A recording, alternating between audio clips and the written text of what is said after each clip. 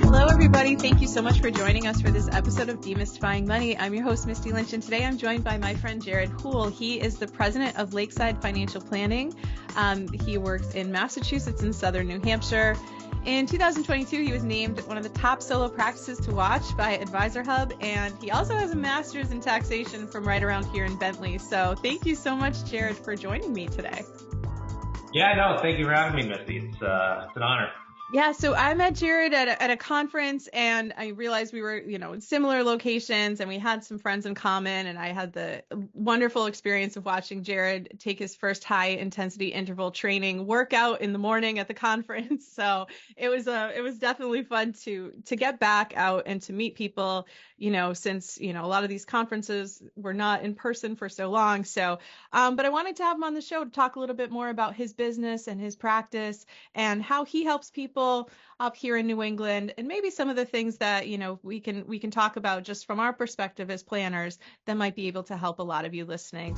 This episode of Demystifying Money with Misty Lynch is proudly sponsored by Soundview Financial Advisors. Visit www.soundviewfinancialadvisors.com to learn more. So thanks, Jared, for joining. I'd love to hear a little bit about your career path and how, you came to found Lakeside Financial Planning, and a little bit of what you're seeing lately with your clients these days. Great. Well, first, I just want to thank you for having me on. Told my 11-year-old daughter that I was going to be on a podcast this morning. She said, well, is it a global podcast? And I said, well, I'm not sure, but I'll have to find out if Misty has the data on how many people are listening from where. But yeah, once again, thanks for being on. Started my career, I guess, say about 20 years ago now. So I was in my senior year at Bentley, and I started taking some financial planning courses and got really interested in them. Ultimately, I decided to go into the 5-year program, which allows you to get into the master's program and finish it just in one extra year. So I was in the financial planning program and master's, and unfortunately all the interviews I could get at the time were more for insurance jobs, masking themselves as financial planning jobs, like the Northwestern Mutual, American Express type jobs, which I knew was just not for me. I didn't want to be pushing life insurance, and it seemed like as I went through some of the interview processes with those companies, they just wanted the list of every family member and friend and how many assets and how much money they made, which were very personal questions to be asking, close family and friends. So I ended up switching my major halfway through into tax, which resulted in me getting a great job in public accounting, which I think was a good foundation for my career. I think there's a lot of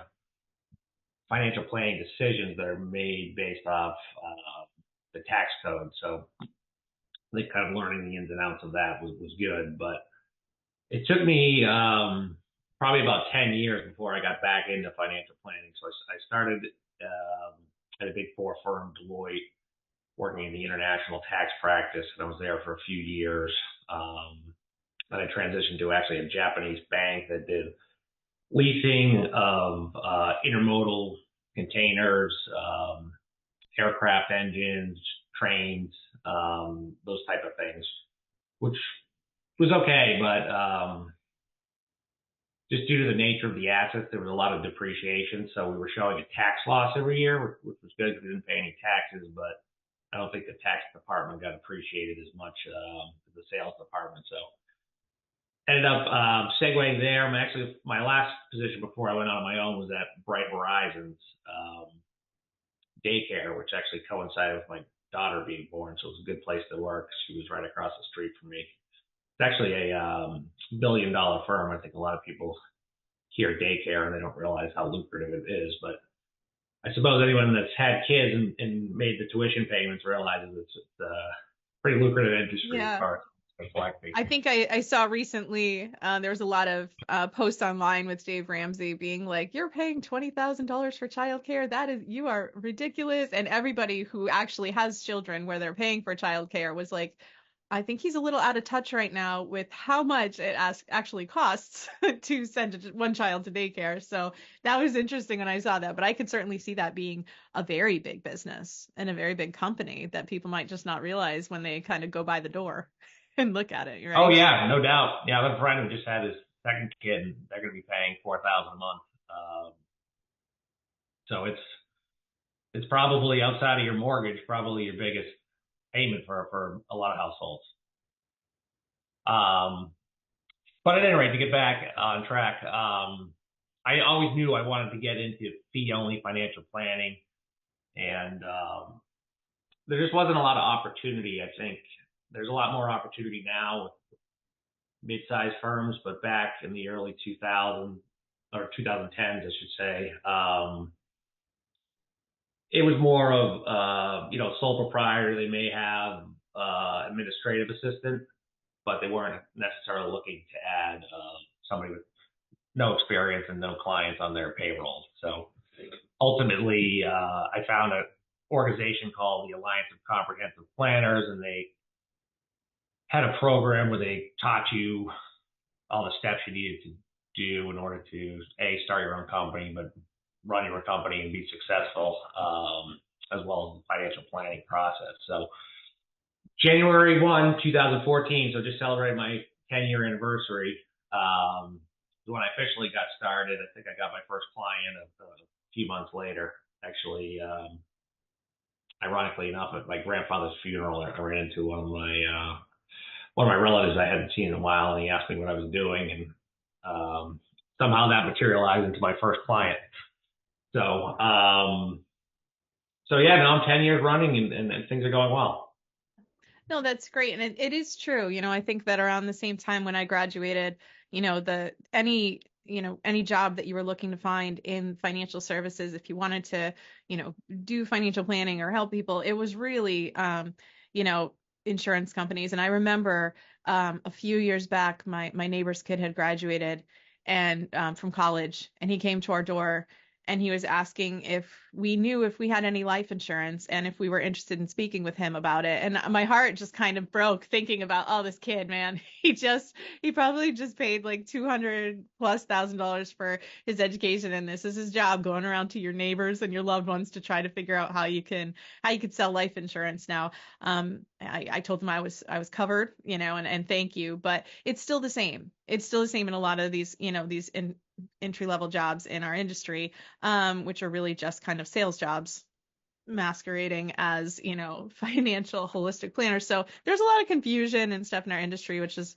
why I think it's important, to be a fee-only fiduciary, and that people are starting to understand a little bit more what that means when they're working with someone. But yeah, it's so funny how things haven't changed all that much. It is a little bit easier though, and better if you are somebody who's interested in this industry to get a start and to get out there. Yeah, I think there's a lot more positions available today than there were, 10 or 15 years ago. Yeah, definitely. But no, I definitely agree, and I've seen, at networking and chamber of commerce events, people are kind of intentionally avoiding the guy with the tie because probably they're either a banker or they're selling insurance.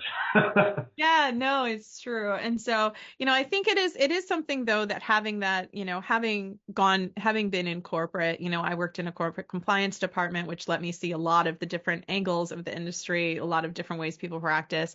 And you had that experience in corporate too, where you were working on the tax side. I think that having some of that experience under your belt can certainly help with, with our clients later on when we're looking at maybe what they come to us with, that they've, maybe they've had other advisors or purchased other things, but really there's a lot of confusion still with what a lot of people own and, what maybe their financial advisor has provided for them. So tell me a little bit, how does having, the background in taxes and being a small business owner, how has that helped you? Because I know that your business, you're working with small business owners and families as well.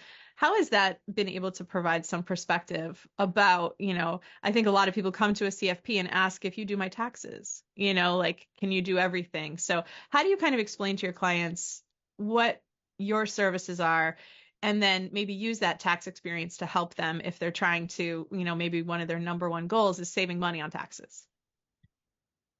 Yeah, so I've always ran a very tax-centric practice. I guess my philosophy has always been if you can save a client money on taxes, that's hard dollars that's guaranteed. It's hard or impossible to guarantee investment returns. So there's really no guaranteed prediction as far as what those may or may not do. But if we can save money in taxes, that's guaranteed. Then we can use that tax savings to invest or do other things the client may want to do from a lifestyle standpoint. So typically, I used to prepare taxes for all of my clients. That got too labor intensive, and it was constantly changing with all the regulatory changes and tax law changes. So I realized that you really need to be doing that full time in order to keep up with all the changes. So I ended up partnering up with the CPA who he prepares about 85% of my clients' tax returns now. His name's George Vallis in Littleton, Massachusetts. George and I had known each other for a decade and been to chamber events, and we actually used the same tax software, so it was very easy to transition to clients all the historical data went forward. So now with my new clients, I don't require that they work with George. I just tell them that if they are working with George, we've got a close relationship where we do tax planning together, and George sends me all the tax returns to review before they get sent out the door. So George and I will, collaborate, February, March, April, just to try to see what we could do differently and what could be improved to save the clients' taxes. And then generally in the fall, usually September, October, November, that's where I'm doing proactive tax planning with the client, making sure that they're, maxing out their retirement plans, looking at what other healthcare plan options they have. There's a health savings account, a flexible savings account that's offered to their work. A lot of times that coincides with open enrollment, which is usually the November timeframe. So there are some things that you can do, after the year-end deadline, like Roth IRA contributions, et cetera. And other things need to be done before 12/31. So I try to do it ahead of time so we have a little bit more planning.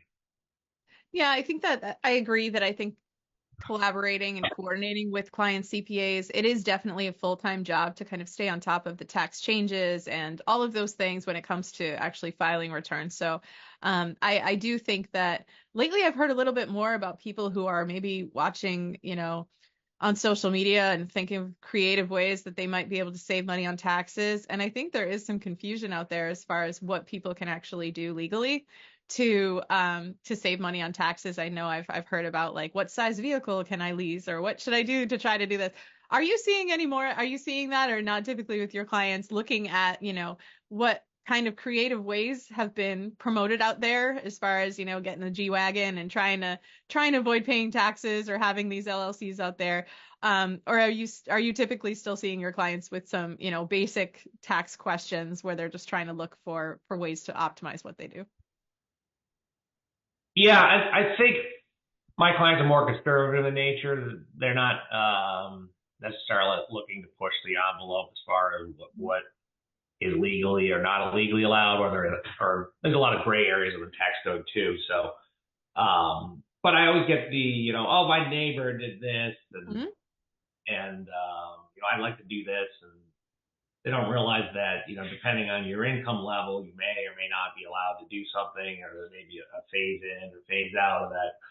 So it's it's not just taxes, but everything else with financial planning. It's very dangerous to try to compare your situation to that of your neighbor, your uncle or niece, or whoever it may be, because realistically, you don't have all the information about your relative. You don't know how much they make and how much mortgage interest they paid and all the other details that a financial advisor would know. Yeah, definitely. I think there is something to be said for like getting advice, online, or maybe from somebody else, maybe a relative or somebody like that who's not in the same financial situation or doesn't really understand your financial situation at all. I understand it though, and there's some like, hey, what about this? I heard about this. It is kind of like, some of the things, it seems like they're being promoted like these are totally fine, like there's no problem here. But even having a leased vehicle, or even, using your car for business, and you work from home and you take it everywhere else, it's all those things that people are like, can I just write everything off? But I think it is tough for business owners and for people who maybe have, high incomes, and they're looking for ways that they can start to save more in taxes when they get to that threshold. But I think that's where working with a planner and doing that strategy ahead of time and a CPA can be really helpful to find out if there are, in fact, any ways that you could save. You also Yeah, like to work I would with, agree. yeah, I you was also just going like to to work say, with households, right? Oh, go ahead. I was going to say, like a lot of times I like to use kind of the analogy of the firefighter when you're talking about a financial planner versus a CPA. And the financial planner is more of like the smoke alarm. Hmm. It's going to let you know if something's happening and you may want to do something about it. You may want to take whatever's burning out of the oven and open the windows. Whereas the accountant may be more like the fire department, where you're calling them after the house is already on fire. So Yeah. a lot of times, by the time the accountant is looking at a situation, it's already into the next tax year and they're looking backwards. So there's only so much you can do. There's a few things you can do, but a lot of things do have deadlines, especially with the tax code, where if you don't get it done by 12/31, it's not going to count towards that tax year. So I think financial planners and accountants sometimes take a different mindset as far as addressing taxes. Yeah, no, I agree. It's good to, I think it's good to kind of be on the same page though, especially if, if we have those clients that are maybe running businesses, or they have some more complicated situations. Um, you're New Hampshire, so I know that you said that you like to spend some time out by the lake. Are you seeing any more increases in people who are owning a second property or vacation homes, or are your clients asking about these things more frequently lately? Maybe if they're spending more time at home or able to work remotely? I've noticed that the price has certainly increased tremendously for vacation homes, with a lot of lake homes, ski houses. It seems like during the pandemic, a lot of people were transitioning from working in the office to working remotely, which allowed them more flexibility as far as where they were working from. So I haven't seen too many of my clients, purchase second homes, but I have seen a lot of, lake houses being purchased, and the value of the property has just basically doubled since, Yeah. 2019.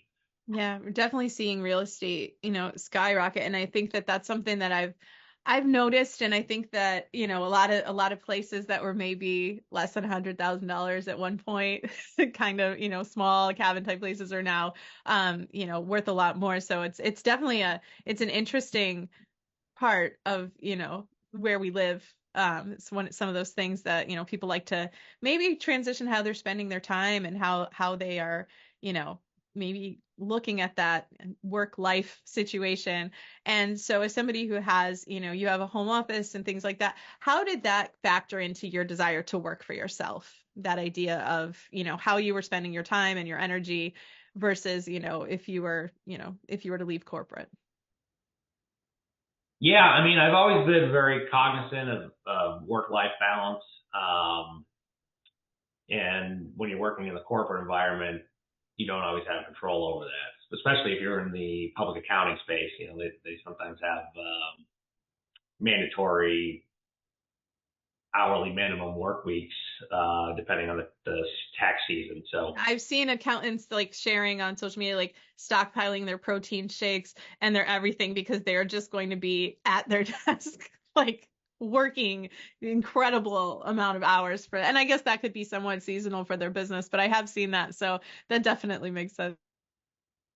yeah, and I was lucky enough where I pretty much transitioned to become independent right around the time when I started having children. So I wasn't managing all those long hours with the young children. I don't know how people do that, but you must have a good support system or incredible spouse to be able to do that. I know that when I was growing up, my father worked 70 hours a week, and that was a lot on my mother and the rest of the family. So I knew I wanted to do something in life where I could be successful, but also have the flexibility and freedom to work different hours and spend time with my family. So, now I can easily cut out of work at 3 and take my daughter to dance and pick her up. And if I need to get back on the computer at 8 o'clock, I can do that, after bedtime. So it's a nice transition to be in control of your own schedule. Yeah, no, definitely. And we were talking earlier, and you mentioned how you like working with households, maybe with that are kind of in similar situations with, families, parents, all of those things going on. And you particularly like working with households where the woman is the primary breadwinner. I kind of think I know why, but I'd love to hear why that kind of has, become part of your practice, and what are some of the things that, you've noticed when you're working with those types of households. Yeah, I would say that the women who are in those positions are very dedicated to their career, very strong women, and they're difficult to earn their trust. But once you earn their trust, they seem to trust you explicitly, and they don't discount what you say, and they follow everything. So I think once you've been working with them for 3-6 months, and you got a good relationship, then basically my recommendations are followed. So that's great. I think anytime a client follows all of your recommendations, they do better. You feel better about how you're doing because they're doing better. Typically, the husbands in those type of relationships are not the alpha dog. They're kind of used to their wives being the head of the household and making a lot of the decisions, especially with financially. So they tend to be really laid back and easygoing. So that's another benefit of working with them. I'd say the third benefit would be their combined household income seems to always be higher. I think there is a pretty big disparity between wages between men and women. It may have caught up a little bit in recent years, but it's still nowhere near even. And I've noticed that, when the female makes more, a lot of times it's significantly more than making, $200,000, $300,000, $400,000. But the difference is, in those situations, usually the husband's still making $100,000, whereas when the situation is reversed, a lot of times the wife might be making $40,000 or $50,000 or $60,000. So that just gives us more flexibility as far as what we can do from a financial planning perspective. Obviously, if your income's higher, you can save more theoretically. So that's another added benefit. Yeah, no, I've definitely I work with a lot of female business owners, a lot of women in my community, and it is true. A lot of times, even if they're the ones that are taking the lead on the finances or like to talk about it, they tend to be very busy. And I think once you actually have a plan in place, and if you agree upon it, things get executed and things get done, which is really nice. Because we want to make sure that the time and hours we're spending on these financial plans, that it's great, but you still have to take action and do the work and kind of follow through with everything. So I agree. I think that, and also it's certainly true as far as the income disparity between men and women. You can be, most men are probably making a certain amount of money, in this area, and it could be closer to the $100,000 range, things like that. If even just working and getting paid more throughout their lives. And so I think it does allow for a little bit more strategy planning when you have the dual incomes, and you can kind of look at the benefits on both sides and see where you can, maximize that strategy. So it's definitely, I definitely think that it's great too to work with couples where they do look at things, as a team, and they work on this stuff together, and, both the spouses are on board, which I think is more common when you have, a woman who's earning a significant amount of money and still kind of dialed into the family finances. So those are all definitely good things. And you also do investment management too. So talk to me a little bit about your investment management style. And, I know we're looking at our portfolios all the time, but kind of as we enter this year, there were some surprises last year as far as what the economy actually did versus what it sounded like it was going to do January 2023. So what's your investment management style and how do you explain that, to your clients when they're working with you? Yeah, I mean, I think if you just look back a year from now, the economic outlook was a lot more variable, and a lot of clients were getting nervous.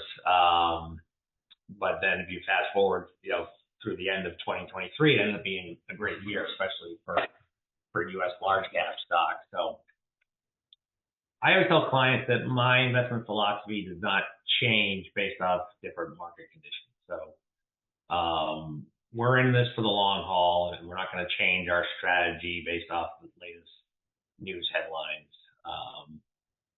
I think that's very speculative and closer to gambling than investing. So I try to put clients in low-cost portfolios, so everything that we're invested in is well below industry averages as far as the expenses on their mutual funds or exchange-traded funds. Try to get broad diversification among different asset classes and different sectors. One area I see a lot of prospects coming in, they're very highly overweighted in U.S. stock, which I call it your home country bias. So they think, just because they have Apple stock and Apple has plants in China and India, that they're globally diversified. So they don't own any companies that are outside of the U.S. So I try to explain to them that there's a lot of risk associated with that. Tons of different ways that it could get brought up, but there could be for example, one change in the tax code that could affect all U.S. companies that could negatively affect them. So I think it's important to have broad diversification internationally.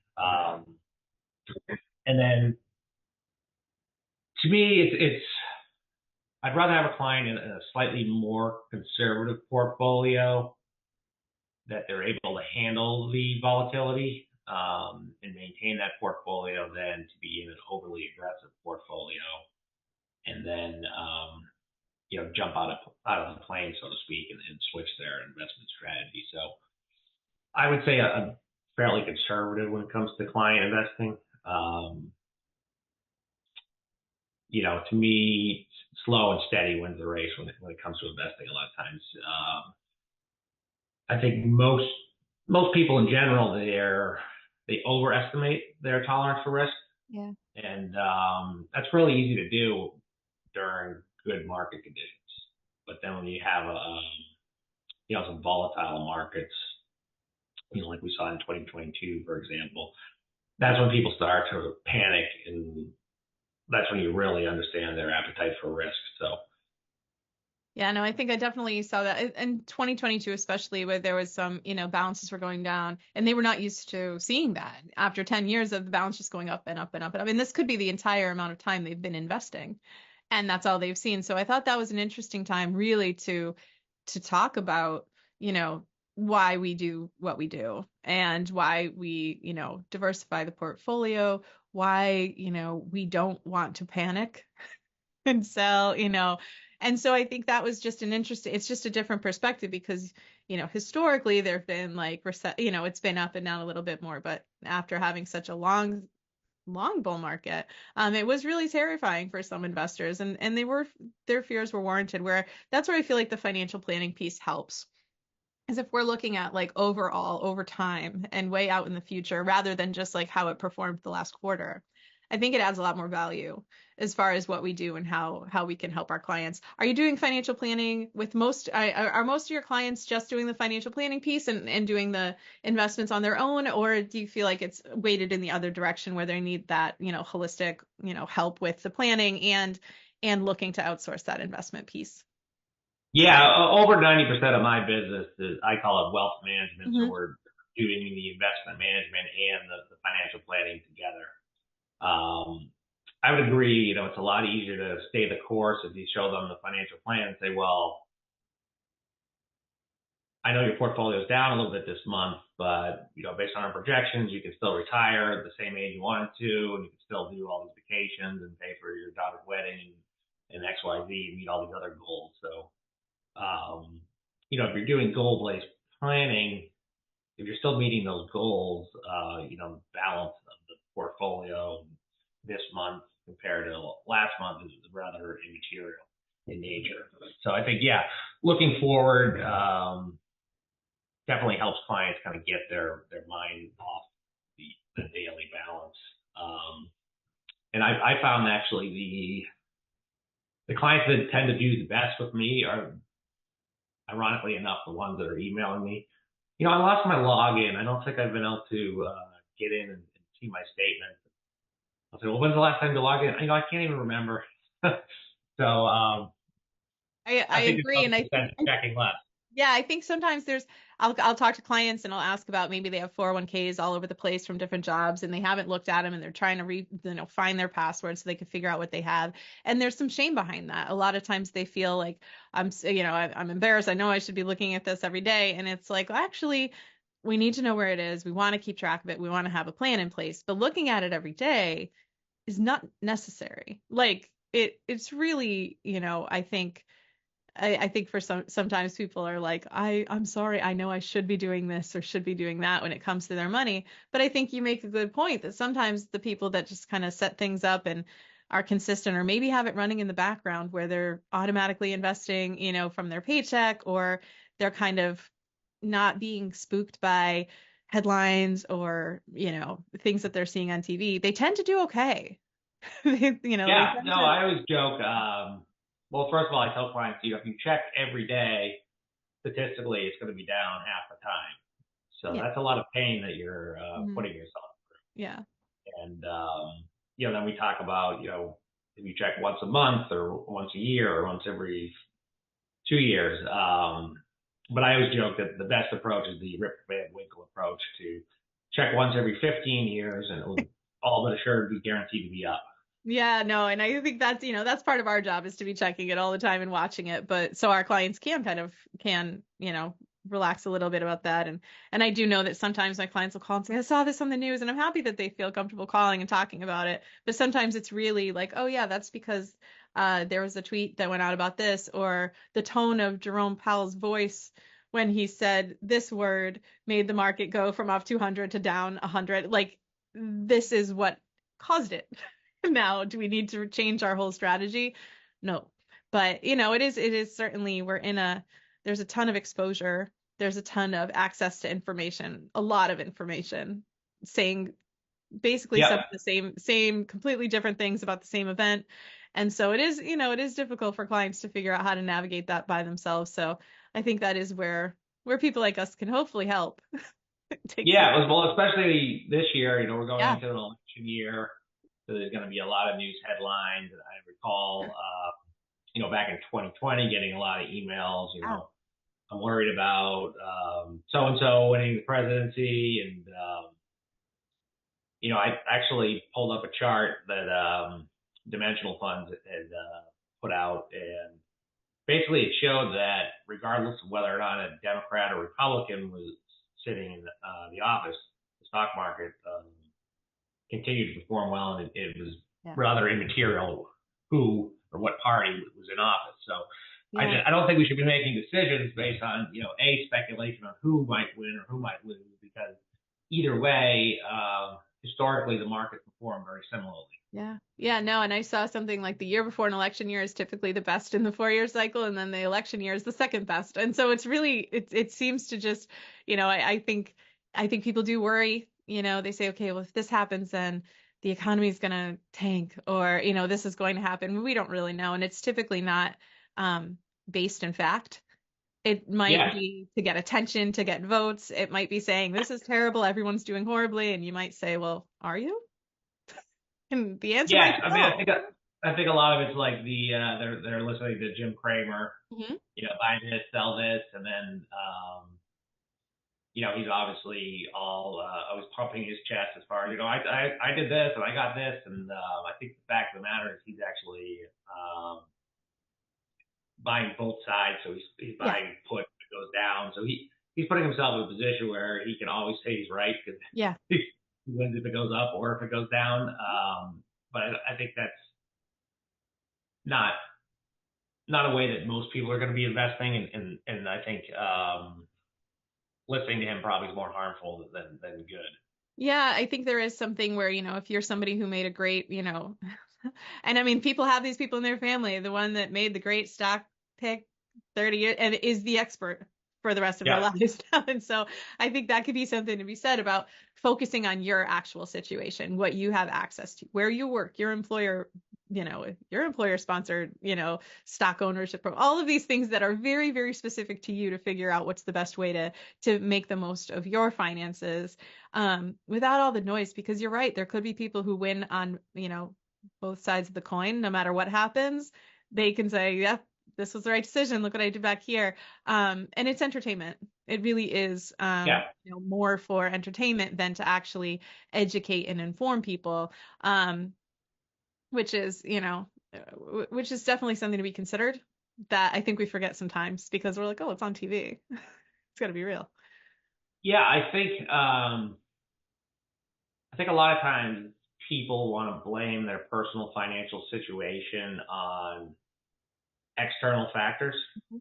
And it's almost like a child where they're constantly blaming, their sibling or their teacher or some other reason for why they didn't do good in school or why they got in trouble, where they're shifting the blame from themselves. So I think if you focus on what you can do, and if you can, maximize your savings, and you can pay down your debt and not buy things you can't afford, those are the things that are going to get you far and get you to where you want to be in life. You're not going to get where you want to be by blaming the election cycle or the economy or whatever the latest news headline is. It's just kind of shifting the responsibility from yourself to somebody else, I think. Yeah, no, that is an excellent point. And I've heard that before where people have praised whoever is, elected for their financial benefits. And then they've also, blamed, the same the same person about it. And really, they should be looking in the mirror at the good and the financial decisions bad decisions that they've made, because that's really who's responsible in the end. Not necessarily. Exactly. The decisions that you make have a much, much, much larger impact on your finances than anything that is external that you don't have control over. So. Yeah. So Jared, thank you so much for joining today. If anybody out there is thinking about working with a wealth manager or looking for financial planning and they want to reach out to you, how can people find you? Sure. Well, probably the easiest thing to do would just be to go to my website, which is lakesidefinancialplan.com. Once you're on there, there's a button you can click just to schedule an intro call with me. It's usually about 20 or 30 minutes. There's no cost or obligation. Just gives us a chance to get to know each other and see if we might be a good fit for one another. Yeah, I think that it's a great idea. And I think there's a lot of people who maybe have some financial questions. They're looking for ways that they can either build a strategy, do better. Maybe they just want that awareness or kind of that temperature check to see if they're on the right path so they can continue working and moving forward. So if that's something that you've been thinking about this year, I don't think there's ever a bad time to start financial planning. I really don't. I think that a lot of people there's usually always some sort of benefit that you could find, even if it's just that reassurance that what you're doing makes sense and you're on the right track. So thank you everybody for listening. Please head over to Jared's website if you're interested in learning more about Lakeside Financial Planning. And I hope you tune in again next week. Don't forget to share with friends and family, and together let's demystify the world of money. Knowledge is the key to financial empowerment.